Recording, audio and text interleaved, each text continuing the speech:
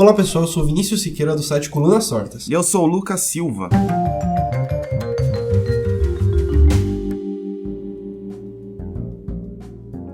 Pessoal, antes de tudo, curtam o nosso vídeo, por favor, e compartilhem. É muito importante isso para que ele seja bem distribuído aqui dentro do YouTube.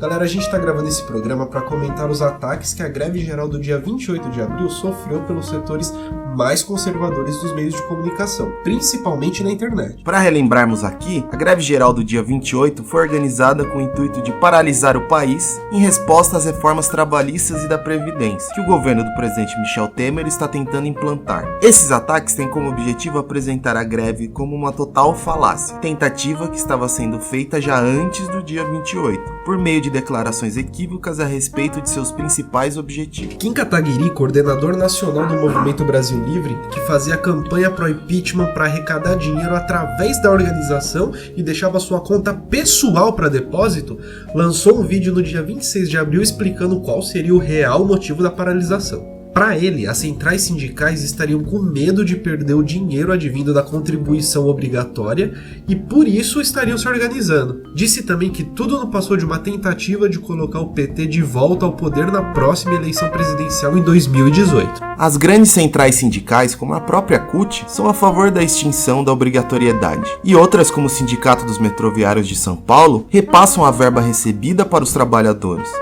A questão é que uma quebra tão repentina dessa característica, como a proposta na reforma, acaba por aniquilar a representatividade dos sindicatos, que pedem para que o processo seja feito gradualmente, para uma melhor adaptação. Segundo Quintino Severo, secretário de Finanças da CUT, o objetivo é que a contribuição seja decidida democraticamente por assembleia, e não a partir de uma canetada. A vontade de Kataguiri é que os trabalhadores não tenham mais sindicatos como agentes de representação. Kataguiri faz parte da juventude de direita que nunca assinou a carteira e pensa conhecer mais do dia a dia do trabalhador do que ele próprio. A greve do dia 28 foi organizada por vários setores de movimentos sociais e causou mobilização de grupos politicamente opostos para se manifestar contra as reformas trabalhistas, sendo mais que apenas um palanque para uma futura candidatura do Lula, como o Kim Kataguiri e o MBL tentaram espalhar. O MBL é um câncer na política brasileira e seu ódio aos direitos trabalhistas pode ser expresso nos 125 processos que a família de seu líder, Renan Antônio Ferreira dos Santos, responde. Renan é réu em 65 acusações, sendo 16 ações cíveis e 45 ações trabalhistas. Renan não gosta de trabalhador, Renan gosta de exploração do trabalho. Como ele, assim é o MBL. Kim Kataguiri ainda discursa que uma das necessidades da reforma da CLT são suas influências do fascismo italiano, da Carta del Lavoro de Benito Mussolini. Esse discurso está sendo muito usado por todos que são a favor da reforma, até pelo próprio relator dela, Rogério Marinho, deputado federal do PSDB, que comentou sobre isso no programa Roda Viva, da TV Cultura, no dia 17 de abril. Mas a CLT só tem 18 artigos que têm correspondentes com a Carta del Lavoro, sendo que o programa de Benito Mussolini tinha apenas 30 artigos e a CLT original 921. E a maioria dos artigos que se refletem na CLT foram implantados por todos os outros países na época, como adicional noturno, férias e indenização na rescisão. E mais importante, a reforma trabalhista irá revogar poucos aspectos com relação à Carta del Lavoro, todos referentes às contribuições sindicais, o que já comentamos. O canal Textão postou um ótimo vídeo detalhando os artigos que têm relação entre a CLT e a Carta del Lavoro, que vamos colocar na descrição. Após a greve, o canal Ideias Radicais de Rafael Ritt fez um vídeo intitulado A Primeira Mortadelada de 2007 Falhou, dizendo que nada deu certo e que foi tudo uma tentativa falha de uma pelegada tentar fazer um barulho, organizadas em pequenos grupos que foram facilmente dispersados. Ele também comentou, com base em veículos de mídia como o Globo, que ocultaram o impacto da greve, a quantidade de envolvidos, debochando que poderia sozinho chamar o maior número de pessoas por meio de seu canal no YouTube. Uma tentativa muito comum de quem foi contra a greve foi o uso de diminutivos para nomear as ações ocorridas pelos vários grupos de trabalhadores em todo o Brasil. Se Rafael Ritt fizesse uma pesquisa simples no Google, iria ver que a greve apenas em São Paulo causou um prejuízo de aproximadamente 5 bilhões de reais nos comércios. Esse valor inclui não só apenas o dia 28, mas também o sábado, o domingo e o feriado do 1º de maio. Em todo o Brasil, cerca de 35 milhões de pessoas aderiram à greve.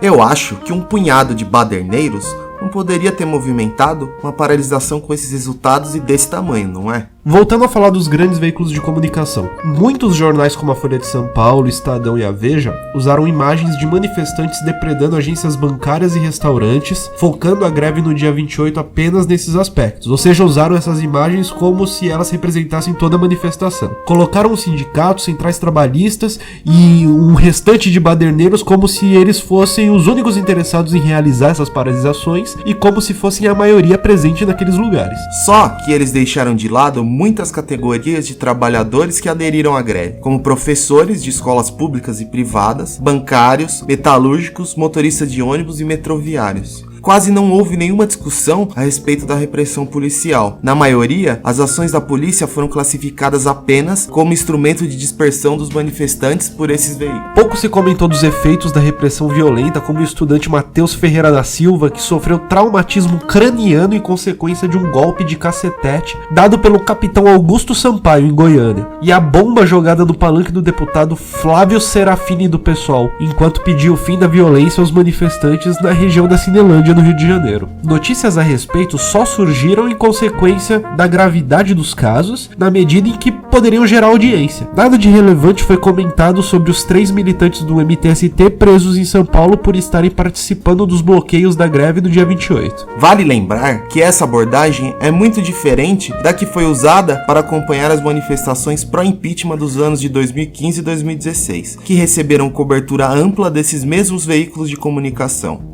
Esses veículos, por sua vez, também ocultaram ações que poderiam manchar os objetivos das manifestações de direita, já que as agressões às pessoas que simplesmente vestiam camisas vermelhas e os pedidos de intervenção militar foram escondidos para mostrar uma manifestação supostamente pacífica, ordeira e civilizada. Claro que isso sempre foi um interesse mútuo que existe entre os principais meios de comunicação e as manifestações da classe média alta brasileira de direita, que são sempre de cunho liberal. Ainda mais analisando com base nas reformas trabalhistas que estão sendo propostas agora e que darão mais controle aos empregadores sobre seus contratados. E isso se reflete com os acordos feitos entre Silvio Santos e o governo federal para divulgação da reforma trabalhista. Mesmo que muitos setores mais reacionários dos meios de comunicação estão tentando distorcer o real conteúdo da greve geral do dia 28 e seus resultados, é impossível esconder os seus impactos na sociedade e como ela demonstrou a insatisfação da classe trabalhadora com as tentativas de ataques aos nossos direitos. Bom, pessoal, é isso. Para mais podcasts, artigos e resenhas, acesse o Colunas Tortas, curtam nossa página no Facebook e se inscrevam aqui no nosso canal. Até a próxima. Até!